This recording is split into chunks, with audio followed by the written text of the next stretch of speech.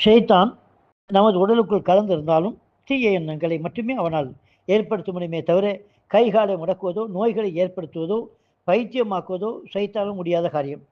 சைத்தானை விரட்டும் பெயரில் பித்தலாட்டம். ஷைத்தானை விரட்டுவதாக கூறி சம்பாதிக்க நினைப்பவர்கள் மக்களை ஏமாற்றுவர்களும் ஷைத்தானால் மனிதனுக்கு ஏற்படும் இன்னல்களை விவரிக்கும் சில ஹதீஸ்களை மக்களிடம் சொல்கிறார்கள். ஷைத்தானால் மனிதனுக்கு இவ்வளவு தீமை ஏற்படுவதால் மனிதனை விட்டும் ஷைத்தானை நாங்கள் விரட்டுகிறோம், இது என்ன தவறு இருக்கிறது என்று கேள்வி கேட்டு பாமர மக்களை வழிகெடுக்கிறார்கள்.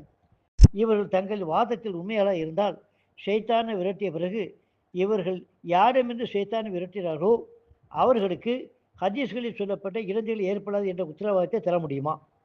தொழுகையில் கவனம் திரும்புவது, கொட்டாவி விடுவது, சுபு தொழாமல் உறங்குவது இவையெல்லாம் ஷைத்தானால் ஏற்படாத ஹதீஸ்கள் சொல்லப்பட்டுள்ளது.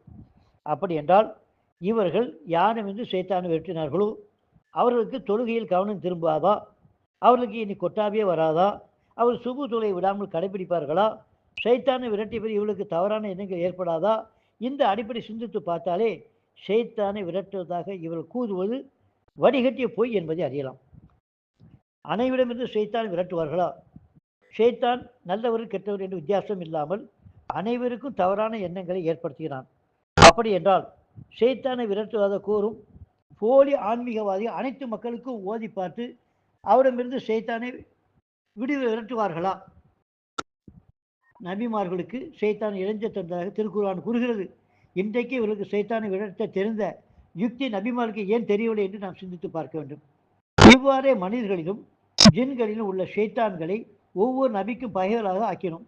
ஆனால் 6வது அத்தியாயம் 112 வசனம், முகமதே உமக்கு முன் நாம் அனுப்பிய எந்த நபியானாலும் தூதரானோ அவர் ஒரு ஓதும் போது ஷைத்தான் அவரது ஓதலின் தவறான குழப்பத்தை போடாமல் இருந்ததில்லை. 22வது அத்தியாயம் 52வது வசனம், ஷைத்தான் வலை விழுந்தவர்கள் ஷைத்தானை விரட்டுகிறார்களா? ஷைத்தான்கள் யார் மீது இறங்குவார்கள் என்பதை நான் உங்களுக்கு அறிவிக்கட்டுமா? இட்டுக்கட்டு ஒவ்வொரு பாவியின் மீதும் இறங்குகிறான். 26வது 221. ஷைத்தான் யார் மீது இறங்குகிறான்?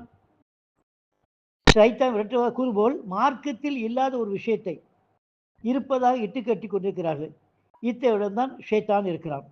ஷைத்தான் வலை சிக்கல் மற்றவரிடமிருந்து ஷைத்தான் விரட்டுவதாக நினைப்பது எவ்வளவு அறிவீனம் என்பதை மக்கள் சிந்திக்க வேண்டும்.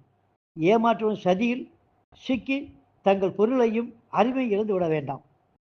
ஷைத்தானை என்னென்ன தேர்ந்து ஏற்படும் அதை பார்க்கலாம்.